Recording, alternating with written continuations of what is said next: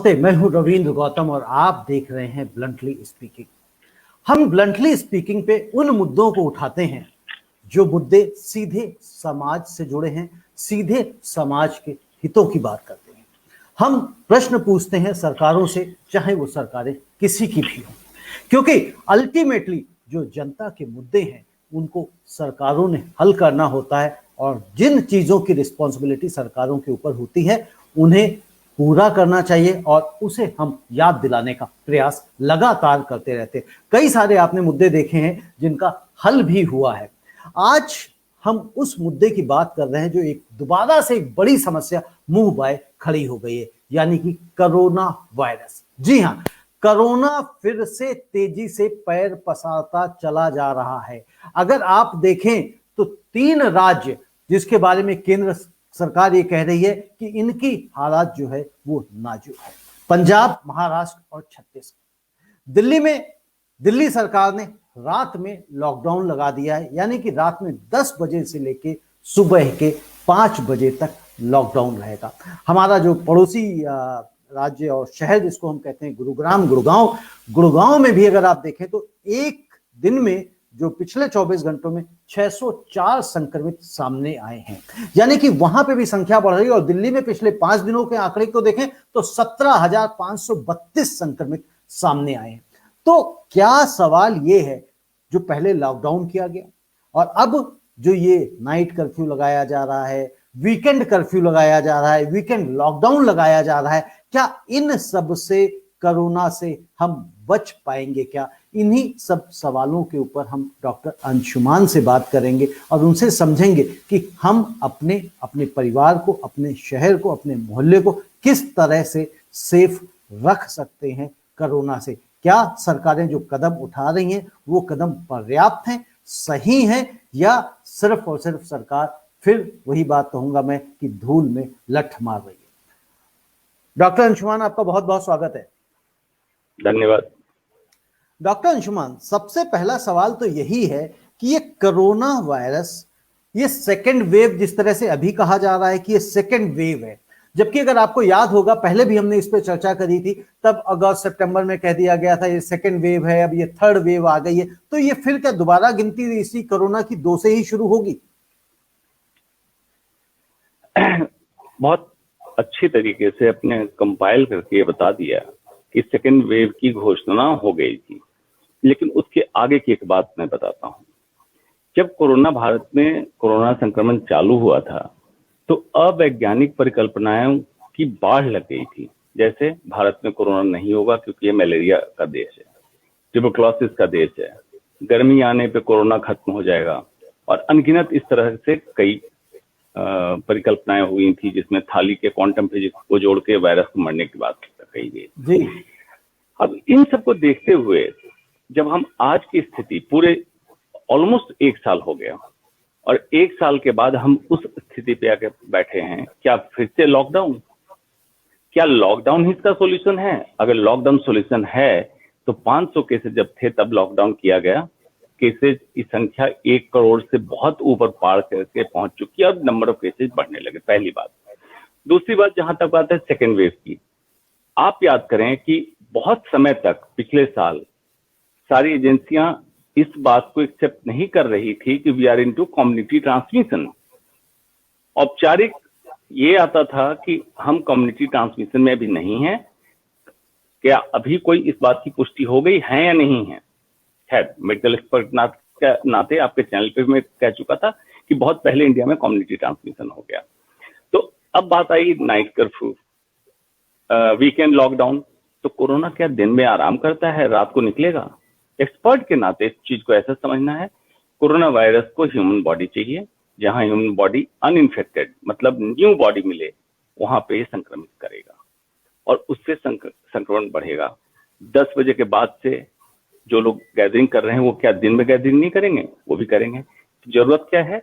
जरूरत ये है वैज्ञानिक सोच, वैज्ञानिक तरीके से जन जागरूकता अगर की गई होती है आज तक और उस हिसाब से काम किया गया होता तो आज ये स्थिति दोबारा नहीं बनती। और अभी आने वाले समय में आप देख लीजिएगा फिर से वही होगा, बेड की मारामारी, और सरकार प्राइवेट हॉस्पिटल पे नकेल कसेंगे कि भाई बेड आप इनको दें, तो एक साल में क्या सरकार के पास इतना समय नहीं मिला कि अप्रोप्रिएट बेड, ऑक्सीजन और वेंटिलेटर की व्यवस्था हो जाए? ये सारे सवाल अभी खुल के आएंगे। तो आज हम इस स्थिति पे बैठे हैं एक साल बाद। जी डॉक्टर अंशुमान, आपने सब खुद ही कह दिया कि कोरोना क्या रात में सोता है, जागता है और दिन में सोता है। ये सवाल बिल्कुल वाजिब है। आखिर जब हम एक फेज से गुजर चुके हैं लॉकडाउन के, और लॉकडाउन के बाद हमने इन सारी चीजों को देखा, हमने समझा कि कैसे कैसे किस तरह से लोगों की मृत्यु भी हुई, लोग संक्रमित भी हुए, फिर धीरे धीरे करके लोगों के नंबर्स कम भी हुए। कहां पे कमी रह गई जिसके कारण ये वापस कोरोना उभर के और बड़ी तेजी के साथ आ रहा है? कोरोना वायरस इंफेक्शन, आपको याद होगा जनवरी के महीने में आंकड़े कम होने लगे थे हर राज्य में, तो लोगों को ये लग गया था कि अब ये बीमारी खत्म हो गई। क्यों? शुरुआत वहां से करें जब ये समझाया गया था कि महाभारत की लड़ाई हम 18 दिन में जीत गए थे, 21 दिन के लॉकडाउन में कोरोना खत्म हो जाएगा। मतलब ये समझा दिया गया था कि लॉकडाउन कोरोना का इलाज है। तो जब से अनलॉक की प्रक्रिया शुरू हुई तो लोगों को लगा कोरोना खत्म हो गया। जनवरी के महीने में नंबर ऑफ केसेस कम होने लगे, तो पब्लिक का फियर, डर जो था कोरोना का, वो खत्म हुआ। ऊपर से 16 जनवरी को वैक्सीनेशन प्रोसेस स्टार्ट हो गया। लोगों को लग गया वैक्सीन लगते ही अब मैं कोरोना से इन्फेक्ट नहीं होऊंगा।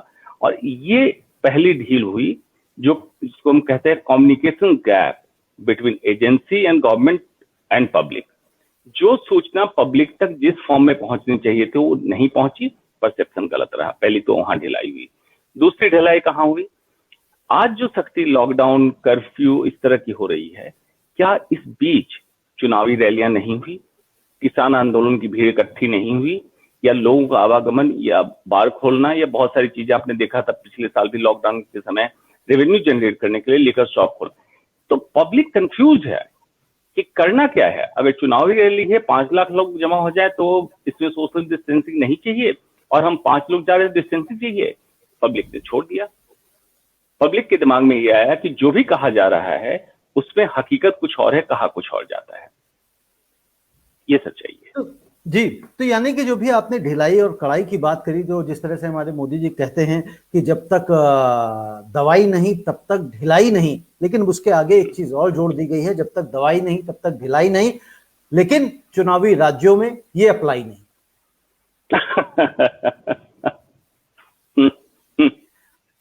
तो समस्या ये है डॉक्टर अंशुमान कि क्या हम इसको कस्टमाइज तरीके से करते रहेंगे, झेलते रहेंगे? और हमने लाखों लोग, तकरीबन 1.5 लाख लोगों से ज्यादा लोगों की मृत्यु हो गई पीछे वाले पीक तक का, जब तक का स्पाइक वो पहले नहीं आया था, ये वाला नहीं आया उससे पहले, और अब फिर मृत्यु तेजी से बढ़ती चली जा रही। तकरीबन 37% मृत्यु जो है सिर्फ और सिर्फ महाराष्ट्र में हो गई है। जितने अभी तक कोरोना से संक्रमितों में जो फरवरी के बाद जो आंकड़े आए हैं, तकरीबन 37% लोग हैं जिनकी मृत्यु वहां पे हो गई है। तो महाराष्ट्र कहां फेल हो रहा है? महाराष्ट्र में इतने ज्यादा नंबर्स कैसे बढ़ रहे हैं? 58% संक्रमित सिर्फ और सिर्फ इस वक्त महाराष्ट्र में।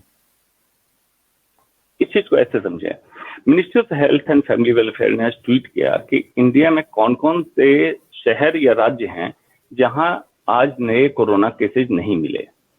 तो बड़ी अच्छी बात है, मनोबल बढ़ाने वाली बात है ये। लेकिन आप ये देखिए वो राज्य कैसे हैं। वहां की आबादी घनी है क्या? बिल्कुल नहीं है। पहाड़ों का ये है, लोग माइग्रेशन इतना नहीं करते हैं। महाराष्ट्र, खास करके Mumbai, financial capital of the country है। जब वहां पे इस तरह की स्थिति बनेगी, घनी आबादी का क्षेत्र है, और आपको मालूम है वर्ल्ड का जो लार्जेस्ट स्लम एरिया है वो मुंबई में है, तो वहां पे अगर कम भी केसेज जाएंगे तो दूसरों को संक्रमित इतनी तेजी से करेंगे, और ये सुपर स्प्रेडर का काम करके पूरे शहर या पूरे राज्य में फैलाते हैं। मृत्यु दर की जहां तक बात है, ये बिल्कुल ठीक है। इस बार बहुत कम समय में कोरोना का इन्फेक्शन होकर, निमोनाइटिस होकर पेशेंट वेंटिलेटर पे जा रहा है, उनकी मौत हो जा रही है। ये बहुत दुखद है, और इससे हमें दूसरे राज्य को अब बचाना पड़ेगा। हमें एहतियात के तौर पे पब्लिक की, मैं 3 स्टेप पे कहता हूँ, इंडिविजुअल रिस्पॉन्सिबिलिटी, हर नागरिक का अपना कर्तव्य है कि अपने को, अपने परिवार को कैसे सुरक्षित रखे। कम्युनिटी रिस्पॉन्सिबिलिटी, जिसमें RWA, NGOs, या रिचुअल रिलीजियस जितनी संस्थाएं हैं, पब्लिक को प्रमोट करें टू फॉलो साइंटिफिक एडवाइजरी। दूसरा, गुमराह न होने दें, जैसे वैक्सीन के खिलाफ बहुत सारी भ्रांतियां फैलाई गई, ये कम्युनिटी रिस्पॉन्सिबिलिटी है। और तीसरी बात कम्युनिटी रिस्पॉन्सिबिलिटी ये होनी चाहिए कि गैदरिंग को, जैसे अभी बहुत सारे फोन मेरे पास ये आते हैं कि मैरिज, शादी में हमने बुक कर लिया, हॉल बुक किया, अब कैसे क्या होगा। देखिए, हिंदू मैरिज एक सैक्रेमेंट है, एक संस्कार है, अपने रीति रिवाज से शादी कीजिए, गैदरिंग ना करें। ये हुआ। अब आइए गवर्नेंस की रिस्पॉन्सिबिलिटी। गवर्नमेंट की जो रिस्पॉन्सिबिलिटी थी, पारदर्शिता के साथ अगर इन चीजों को बताया गया होता तो सिचुएशन कुछ और होती। हुआ क्या, हर राज्य इस होड़ में लगा था कि किस राज्य में कम से कम कोरोना के केस दिखे। ये होड़ नहीं है, ये मेडिकल से संबंधित बात है, इसमें ट्रांसपेरेंसी के साथ आपको सब कुछ बताना पड़ेगा। डॉक्टर अंशुमान, अब हमें करना क्या चाहिए, क्योंकि कोरोना जिस तरह से नंबर्स बढ़ रहे हैं, जिस तरह से डेथ होनी शुरू हो गई है, जिस तरह से जो आपने कहा कि फिर वही सिचुएशन आ जाएगी, बेड नहीं मिलेंगे, तो यदि सरकार लॉकडाउन नहीं लगाती, क्योंकि अगेन बात वही है कि लॉकडाउन इसका कोई ट्रीटमेंट नहीं, कोई इसका इलाज नहीं है, लेकिन क्या हमें अपने आप को घरों में वैसे ही बंद कर लेना चाहिए जैसा हम लोगों ने अपने आप को पिछले साल किया था? बिल्कुल नहीं। हर मीडिया के माध्यम से मैं मार्च में जब पहला लॉकडाउन हुआ था, तब से मैं कह रहा हूं extended lockdown is not the solution. Lockdown इस समाधान नहीं है। कारण क्या है, वायरस अब आपकी सोसाइटी में है। लॉकडाउन लगाएंगे तो क्या करेंगे आप, जो नंबर आज बढ़ने वाले हैं वो लॉकडाउन के बाद बढ़ेंगे, अंतर इतना ही होगा। अब कोरोना वायरस इतना न्यू वायरस नहीं है जिसमें बहुत सारी स्टडी आ चुकी है, क्या इलाज है नहीं है सारा, इसमें लॉकडाउन का फायदा क्यों नहीं होगा कि वायरस ऑलरेडी आपके समाज में है। जब 500 केसेस थे तब आपके पास ऑप्शन था, या कम केसेस थे, कि इंटरनेशनल फ्लाइट को सील करते और कंट्री में वायरस नहीं आने देते। समय निकल गया, अब कहां लॉकडाउन लगाएंगे और क्या फायदा होगा। अभी हमें बैलेंस बनाना है, लाइफ एंड लाइवलीहुड, जीवन भी बचे और किसी की जीविका पे असर ना आए। अन्यथा लॉकडाउन के कारण अगर जीविका पे असर आया तो आप ये मान लीजिए रविंद्र जी, आपराधिक जो तत्व हैं, बहुत सारे क्राइम सिर्फ इसलिए होने लगेंगे कि लोगों के पास खाने के पैसे नहीं रहेंगे। इसका ध्यान रखना पड़ेगा और इसका सामंजस्य तालमेल बिठा के ही स्ट्रेटजी बनानी पड़ेगी। इंपल्सिव स्ट्रेटजी मेकिंग से काम नहीं चलेगा।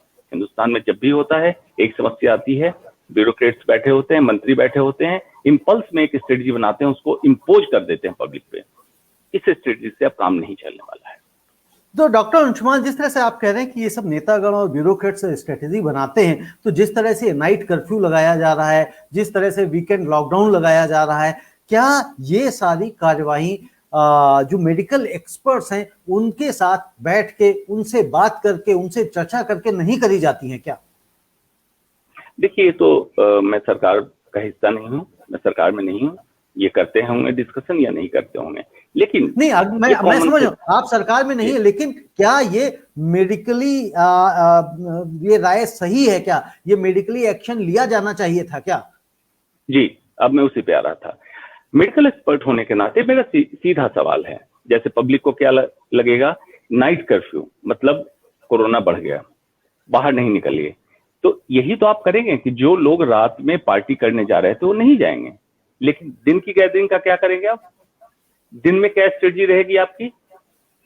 तो क्या अंतर हो जाएगा या क्या अचीव करना चाह रहे हैं? दोबारा मैं रिपीट करता हूं, फर्स्ट डे से मार्च 2020 से मैं कह रहा हूं, लॉकडाउन के 3 पर्पस होते हैं, mitigation, preparedness and testing and isolation. मतलब अल्पीकरण करना, संक्रमण की जो रफ्तार चल रही है उसको स्लो कर दीजिए ताकि आप तैयारी कर लें। सेकंड, प्रिपेयर्डनेस, अस्पताल बना लें, टेस्टिंग की सुविधाएं बढ़ा लें, टेस्टिंग किट बढ़ा लें, वेंटिलेटर, ऑक्सीजन बढ़ा के, और सप्लाई चेन मेंटेन कर लें, सबको खाद्य पदार्थ की पूर्ति हो जाए। लॉकडाउन की बात कह रहा हूं। और third, testing, tracking and sealing the zone जहां पे केसेज हैं। तो क्या अब मेडिकल एक्सपर्ट, अब कॉमन पब्लिक सोचे कि क्या हम 1 साल में तैयारी नहीं कर पाए? हमारे पास टेस्टिंग किट की कमी है क्या? बिल्कुल नहीं है। क्या हम कोई नई चीज कर लेंगे लॉकडाउन में? नहीं कर पाएंगे। तो फिर क्या करेंगे? ये एक आईवॉश की तरह होगा, पब्लिक को लगेगा सरकार कुछ तो कर रही है, ये कुछ करने से नहीं होगा। मेडिकल कि तकलीफ को मेडिकली साइंटिफिकली ही निपटाना होगा, तभी निपटेगा, कुछ करने से नहीं होगा। कुछ करने से नहीं ठीक होगा। तो क्या ये सरकारों को नहीं लगता था कि कोरोना वापस आ जाएगा? कोरोना के लिए जो इलाज, जो जरूरतें थी, उनके ऊपर ध्यान नहीं देना चाहिए था? और दूसरा जो सबसे बड़ा सवाल, क्या आज भी कोरोना से बचने के लिए मास्क और सैनिटाइजर उतना ही आवश्यक है जितना पहले था, या अब मास्क की आवश्यकता नहीं है, मास्क लगाया नहीं जाना चाहिए? क्योंकि मैंने देखा है कि प्रधानमंत्री महोदय बड़ी बड़ी रैलियों में जाते हैं, अमित शाह जी कई रैलियों में जाते हैं, वो मास्क नहीं लगाए होते, उनके आसपास के लोग बेचारे सारे लोग लगाए होते हैं। तो क्या वो मैसेज, क्या वो संदेश देना चाहते हैं? जी, आज भी कोरोना जब से संक्रमण चालू हुआ है तब से लेके आज तक अगर 3 सच्चाई बची है, जितनी परिकल्पनाएं की गई थी उसमें से यही 3 है: मास्क लगाना, हाथ धोना, हाथ धोने से मतलब है हाथ अपने फेस के एरिया में टच ना करें बिना हैंड वॉश किए, जो सैनिटाइजर हो सकता है या साबुन पानी हो सकता है, और गैदरिंग को अवॉइड करें, भीड़ भाड़ वाली जगह में जितना कम से कम हो सके जाए।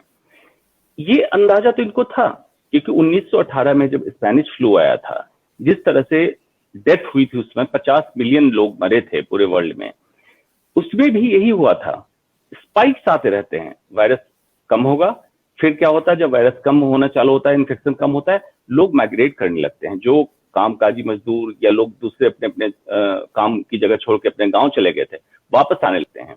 हाई सोशियो इकोनॉमिक स्टेटस के लोग जो घर में बंद हो गए थे, जिनके पास लाइवलीहुड की चिंता नहीं थी, वो अब बाहर निकलने लगते, ये समझ के अब केसेस कम हो गए। तो ये न्यू ह्यूमन होस्ट, मतलब जो आज तक संक्रमित नहीं हुए, उनको कोरोना का संक्रमण होता है और केसेस राइज करते हैं। ये बिल्कुल एक तय बात थी। इसमें कहाँ सरकार में बैठे लोगों से चूक हुई कि कोरोना नहीं आएगा और सब कुछ को इस तरह से ढील। मैं क्या कह रहा हूँ, लॉकडाउन नहीं करने कह रहा हूँ, इसका मतलब काम चले लेकिन सुचारू तरीके से कोरोना को ध्यान में रखते हुए चले। आपने सुना होगा न्यूजीलैंड में चुनाव कराया गया और पीक कोरोना का टाइम जो चल रहा था पूरे वर्ल्ड में, तब चुनाव हुआ। जरा उनका स्टैंडर्ड ऑपरेटिंग प्रोसीजर पढ़ के देखिए किस तरह से चुनाव उन्होंने कराया, और उस लेडी की जो finally elect of the country बनी, पूरे विश्व में मेडिकल फ्रेटर्निटी उसने तारीफ की, the way she manage the thing, चुनाव भी और लोगों को जान। और न्यूजीलैंड पहला कंट्री रहा जिसने कोविड फ्री डिक्लेयर किया कि अब हमारे पास कोविड के केसेज नहीं है।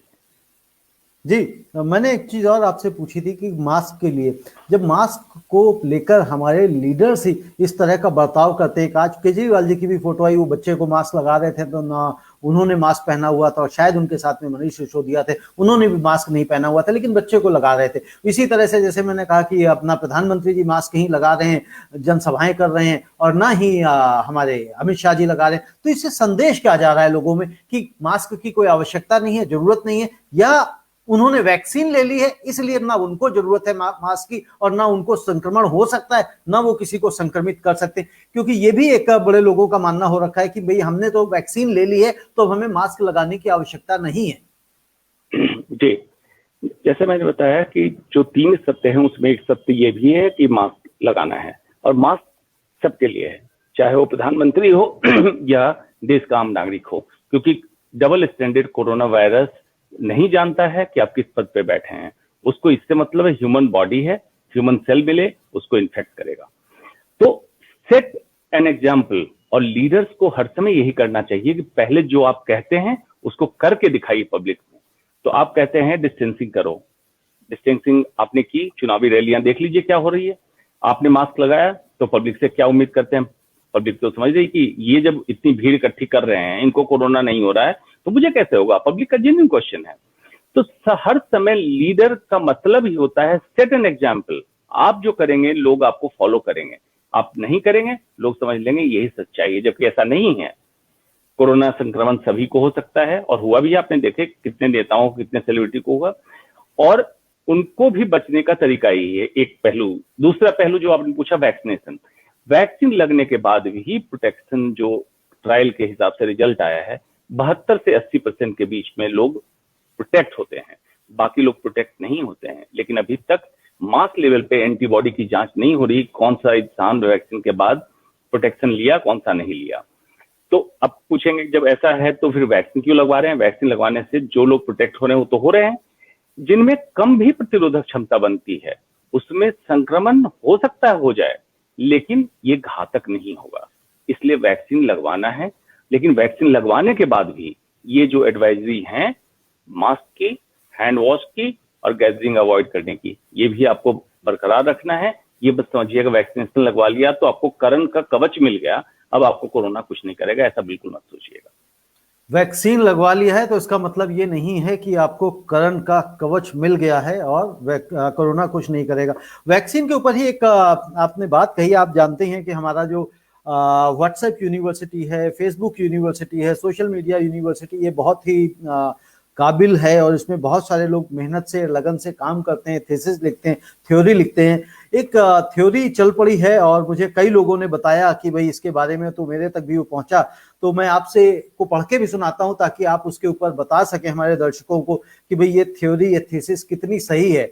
कोरोना वैक्सीन के 2 डोज लेने के बाद भी संक्रमित होने के कारण जानने लायक हैं, जैसे आपने कहा भी कि उसके बाद भी हो सकते हैं। तो कोरोना जो ये बता रहे हैं, कोरोना वैक्सीन के पहले डोज के 42 दिन बाद दूसरा डोज लेना होता है। वैक्सीन शरीर में प्रवेश करने के तुरंत बाद ही एंटीबॉडी बनाना शुरू कर देता है।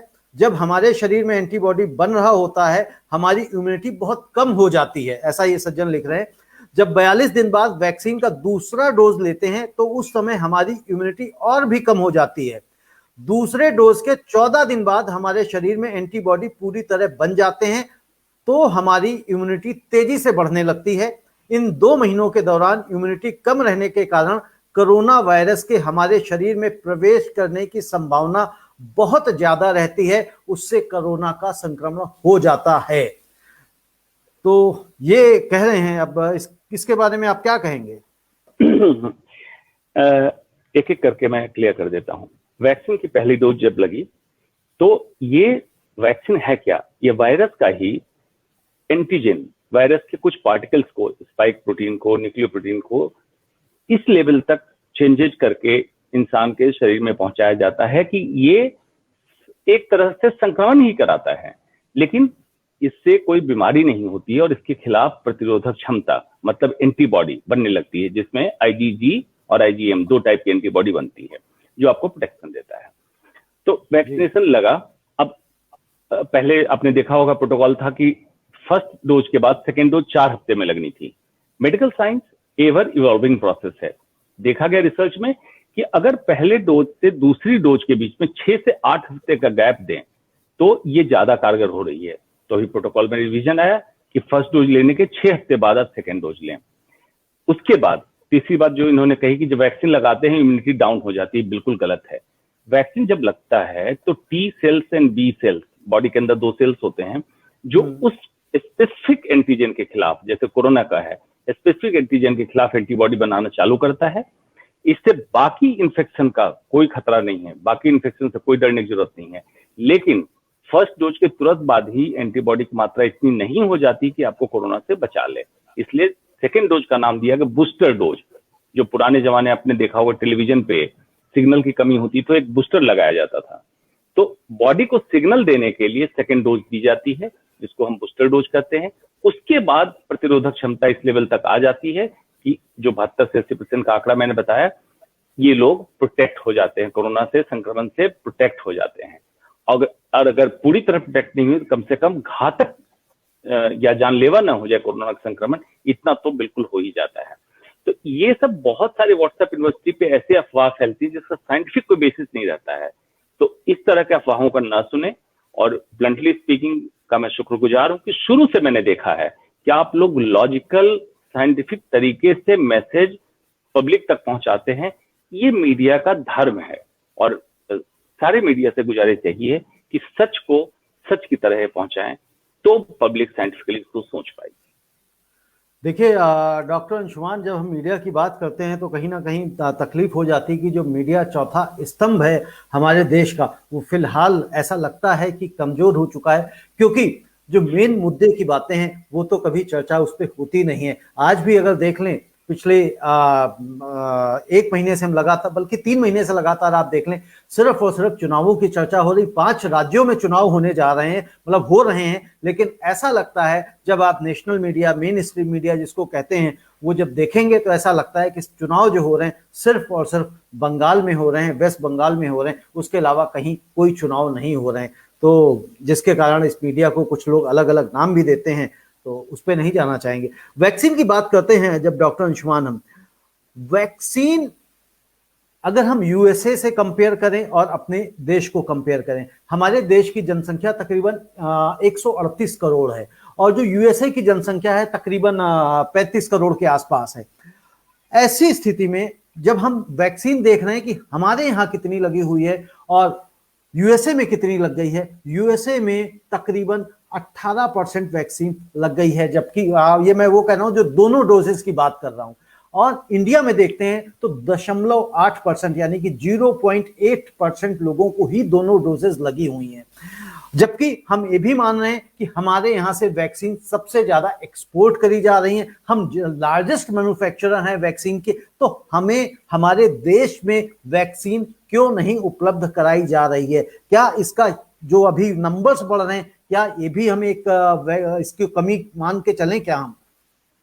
बिल्कुल, जो नंबर बढ़ रहे हैं इसमें अगर हम वैक्सीनेशन प्रोसेस को पहले से ही स्पीड अप रखते तो केसेज इतने नहीं बढ़ते। जो बात आपने कही बहुत अच्छी बात कही, जैसे आज मिनिस्ट्री ऑफ हेल्थ ने निकाला है कि आज हाईएस्ट नंबर ऑफ वैक्सीनेशन हुआ है इंडिया में, मतलब वर्ल्ड का हाईएस्ट नंबर वैक्सीनेशन आज इंडिया में हुआ। नंबर्स आपने क्यों लिखा? आप ये लिखिए कि हमारी आबादी का इतना % लोग आज वैक्सीनेट हुए, तब आपको पता चलेगा कि दशमलव के बाद कितने अंक, कितने जीरो लगाने के बाद आपने वैक्सीनेशन किया। जैसे यूएस से आपने कंपेयर किया, हर समय परसेंटेज पे बात कीजिए, नंबर पे बात मत कीजिए। नंबर से पब्लिक को ये लगता है कि बहुत बढ़िया काम चल रहा है। मेडिकल एक्सपर्ट होने के नाते मैं बताता हूँ वैक्सीनेशन स्पीड स्लो है। पहली बात आपने जो कही थी health care worker, frontline worker को आपने लगाया, बहुत सही। उसमें प्रोडक्शन वैक्सीन का कम था हमारे पास, तो पहले उनको प्रोटेक्ट कर लिया जो अस्पतालों में काम कर रहे थे। बाद में आपने सेकंड सेगमेंट में रखा 60+ या 45+ विद कोमॉर्बिडिटीज। कुछ हद तक सही था, लेकिन 15 दिन के बाद अभी जो हालत है उसमें यूनिफॉर्म वैक्सीनेशन प्रोटोकॉल, मतलब सबको वैक्सीन लगना चाहिए। 18 साल से ऊपर के लोगों में ट्रायल हुआ था, 18 साल से ऊपर के जितने लोग हैं उनके लिए ओपन वैक्सीनेशन करें, नंबर 1। नंबर 2, वैक्सीनेशन की टाइमिंग बढ़ाएं, वैक्सीनेशन के सेंटर बढ़ाएं।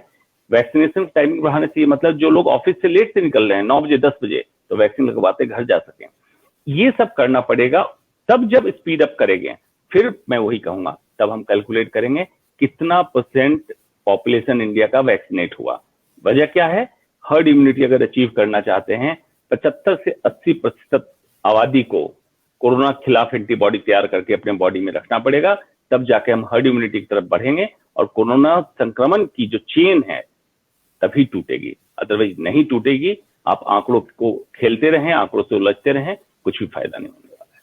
कुछ फायदा नहीं, बिल्कुल आप सही कह रहे हैं। जैसे बताया ना, एग्जैक्ट अगर हम प्रिसाइजली बात करें तो 18.9% जो है यूएसए में मेडिसिन वैक्सीन लग चुकी है, जो दोनों डोजेस की बात करें, और इंडिया में सिर्फ 0.8% यानी कि 1% भी नहीं लगी हुई है। नंबर्स में अगर देखें तो तकरीबन 1 करोड़ जो है इंडिया में लग गई है, 1 करोड़ 8 लाख, और 6 करोड़ 23 लाख जो है वैक्सीन दोनों डोजेस अमेरिका में दी जा चुकी हैं। और इसी तरह से 16 करोड़ जो है यूएसए में पहली डोज, और इंडिया में 8 करोड़, यानी कि 50%। अभी वहां की 50%, बट अगर परसेंटेज हम पॉपुलेशन के हिसाब से देखेंगे तो आपको पता ही कि हमारा परसेंटेज क्या आता है। जो आपने बात कही 18 वर्ष के ऊपर, आईएमए ने भी प्रधानमंत्री मोदी से मांग करी है कि भाई 18 वर्ष से ऊपर सभी को वैक्सीन लगाई जाए। उधर पीछे 2 दिन पहले अरविंद केजरीवाल ने भी मांग रखी कि भारत सरकार, केंद्र सरकार हमें इजाजत दे दे तो हम 3 महीने में सारे दिल्ली वासियों को वैक्सीन लगवा सकते हैं, हमारे पास ऐसी सुविधाएं हैं, हम कर सकते हैं। तो यदि किसी प्रदेश का मुख्यमंत्री, मैं कहता हूं ये एक प्रदेश का मुख्यमंत्री हो गया, ऐसी सारे प्रदेश के मुख्यमंत्री अलग अलग रिस्पॉन्सिबिलिटी ले लें तो ये काम तो आसानी से और जल्दी किया जा सकता होगा। बिल्कुल बिल्कुल किया जा सकता है, और इस पे मैं बार बार कह रहा हूं, अब डिसेंट्रलाइज करने की जरूरत है। मतलब सेंटर ने सारा कंट्रोल अपने पास जो रखा है, डिसेंट्रलाइज कीजिए और सेगमेंटेशन कीजिए। जैसे जो स्टेट घनी आबादी का है उनको प्रायोरिटी पे ज्यादा वैक्सीन की डोजेज प्रोवाइड की जाए। सेगमेंट कीजिए। सेगमेंटेशन का मतलब है कि उदाहरण के महाराष्ट्र के कुछ एरिया जैसे मुंबई बहुत घनी आबादी का है, उसको वैक्सीन की प्रायोरिटी दें, वहां के नंबर बढ़ाएं। अगर कोई बिल्कुल छोटा सा एरिया है, वहां घनी आबादी नहीं है, उनको सेकंड सेगमेंट में रखें। कहने का ये मतलब है जब वैक्सीन प्रोडक्शन इनफ है और हम वैक्सीन डिप्लोमेसी के तहत इंडिया से वैक्सीन बाहर भेज रहे हैं, तो पहले क्यों ना अपने देश के लोगों को सुरक्षित करें और बाहर भी भेजते रहें, वो ज्यादा बेहतर होगा। अन्यथा ये इसी रफ्तार से चलता रहेगा, इस बीच हम अनफॉर्चुनेटली कई लोगों की जान गंवानी पड़ेगी। बिल्कुल ठीक कह रहे हैं कि जरूरत यही है कि हम डिसेंट्रलाइज करें, सब कुछ अपने हाथों में ना रखें। और होता यही है, जब जब चीजें किसी भी इवन कंपनीज में भी देखें, घरों में भी देखें, यदि जिम्मेदारी नहीं बांटी जाती है तो वो चीजें ग्रो नहीं कर पाती हैं, रिजल्ट देर से आते हैं। तो बिल्कुल आप सही कह रहे हैं, डिसेंट्रलाइज करने का वक्त आ चुका है। लेकिन शायद अब सरकार इसके ऊपर, मुझे लगता है कि अब जिस तरह से नंबर्स बढ़ रहे हैं उस पर जल्द से जल्द फैसला लेगी। अभी मुख्यमंत्रियों के साथ भी इन्होंने बैठक करी है, अब इसमें क्या नतीजा निकालते हैं ये भी देखने वाली बात होगी। जी जी जी। डॉक्टर अंशुमान, एक लास्ट और मैं आपसे सवाल पूछना चाहूंगा कि देखिए, अभी अब जब लॉकडाउन की तो कहीं कोई गुंजाइश है नहीं और लॉकडाउन से कहीं कोई फायदा होने वाला भी नहीं है। लेकिन जैसे हमने कहा कि भाई क्या हम घरों में बंद होके बैठ जाएं, आपने कहा नहीं, उसकी आवश्यकता नहीं है। लेकिन जब मार्केट में जाते हैं तो किस तरह का ख्याल रखें? बाहर जो खाने पीने के सामान मिलते हैं, कौन सी चीजें खानी चाहिए बाहर, कौन सी चीजें नहीं खानी चाहिए, क्या प्रिकॉशंस लेने चाहिए मार्केट जब बाहर निकलते हैं, उसके बारे में भी थोड़ा मैं चाहूंगा कि दर्शकों को बताएं। जी, दर्शकों को मैं ये याद दिलाना चाहूंगा कि मार्च 2020 जब लॉकडाउन हुआ था तो लोग बाहर से कुछ भी सामान लाते थे, ग्रोसरी भी लाते, 3 दिन कहीं और रखते थे उसको, ये मान के कोरोना मर जाएगा 3 दिन में, फिर मैं घर के अंदर लाऊंगा। दूध के पैकेट और कोल्ड ड्रिंक की बोतल को सैनिटाइजर से धोया जाता था या वॉशिंग पाउडर से धोया जाता था। आज ये नियम कहां चले गए? तो याद करके देखिए। फिर जो बात हुई कि अब जो स्थिति आज बनी हुई है, इसमें मार्केट प्लेस में आप जाएं, बिल्कुल जाएं। गैदरिंग से मतलब है कि मास्क आप अगर लगाए हुए हैं, इटसेल्फ 2 व्यक्ति ने मास्क लगा रखा है तो संक्रमण होने की संभावना 2% से नीचे आ जाती है। अगर एक व्यक्ति ने मास्क लगाया हुआ, सामने वाले नहीं लगाया हुआ है, तो दूसरे व्यक्ति के संक्रमण होने की संभावना 18% होती है।